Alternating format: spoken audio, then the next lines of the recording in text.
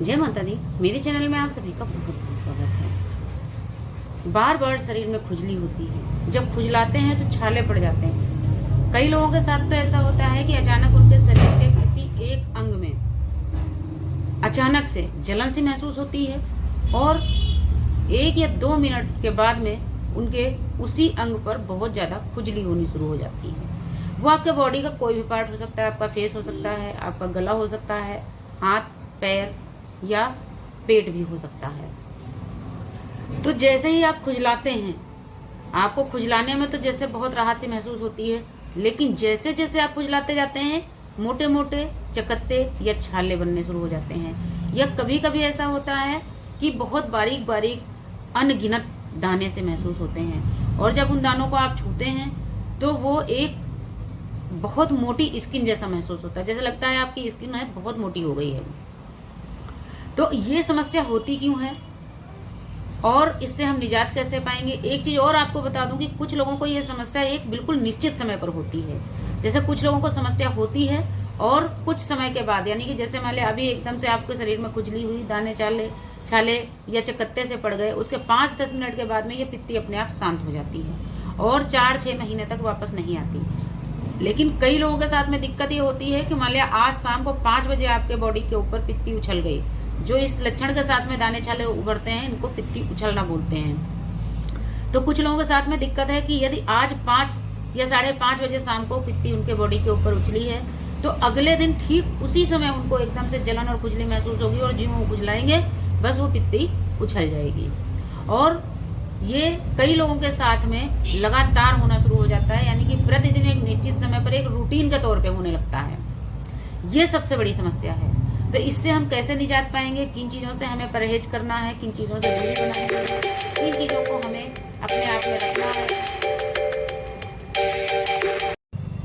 ये सारी चीज़ें आपको आज की इस वीडियो में बताऊंगी।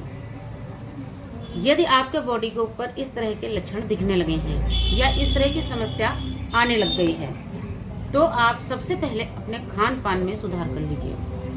जी हाँ, क्योंकि हमारे बॉडी के ऊपर कोई भी समस्या सबसे पहले हमारे खान पान से ही तैयार होती है। जैसे कि अपने खान पान में आपको कुछ परहेज करने की ज़रूरत है, कुछ सुधार करने की ज़रूरत है।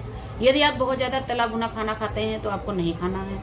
यदि आप रोज़ फास्ट फूड खाते हैं, आप बाहर का खाना खाते हैं, पिज्ज़ा बर्गर चाउमीन या अन्य इस तरह की चीज़ें खाते हैं तो आपको नहीं खानी है। इसके अलावा इस बीमारी में, इस समस्या में सबसे बड़ी दुश्मन होती है आम की खटाई।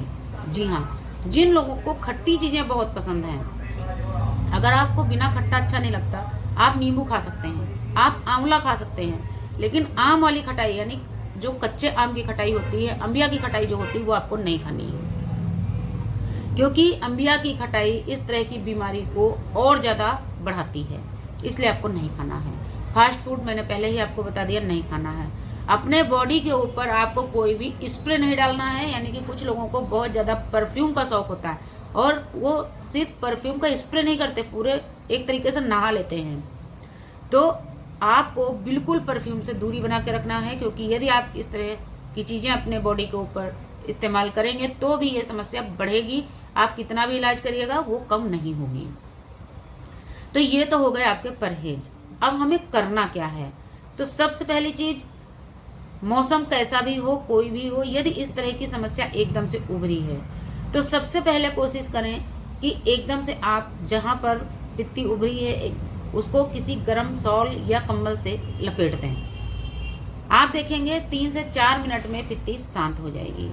लेकिन कुछ लोगों को बीपी की समस्या होती है और उनको एकदम से ये समस्या हो जाती है तो उनको आपको कंबल में नहीं लपेटना है, वरना उनको उलझन हो सकती है।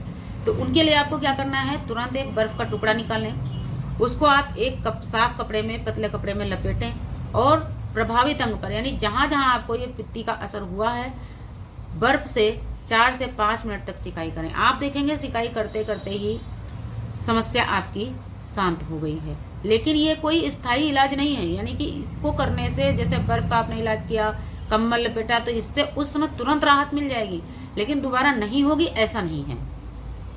दोबारा ना हो इसके लिए आपको परहेज जरूरी है। अब मैं आपको 1-2 लेप यहाँ पर बता रही हूँ जिनसे कि आपको पित्ती में बहुत ज़्यादा राहत मिलेगी।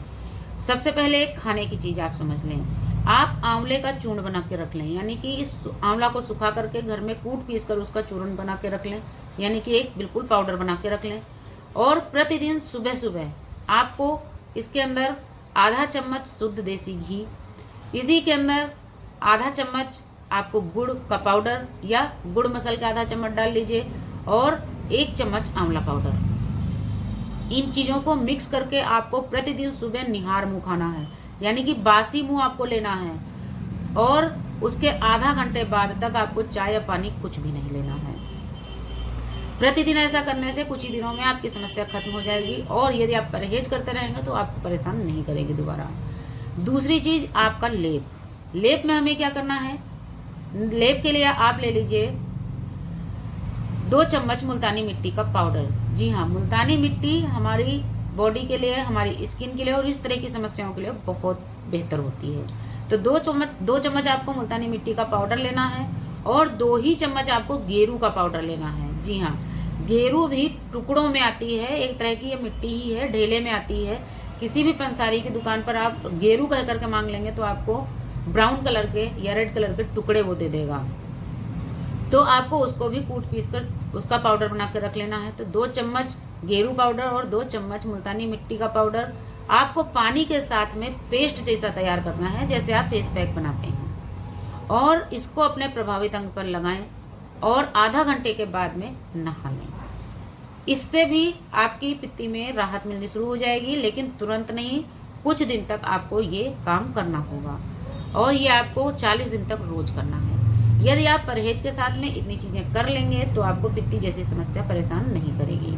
तो उम्मीद करती हूँ जानकारी आपको समझ में आई होगी। अगर उपयोगी लगे वीडियो तो इसको अन्य लोगों में भी शेयर करें। नमस्कार, धन्यवाद।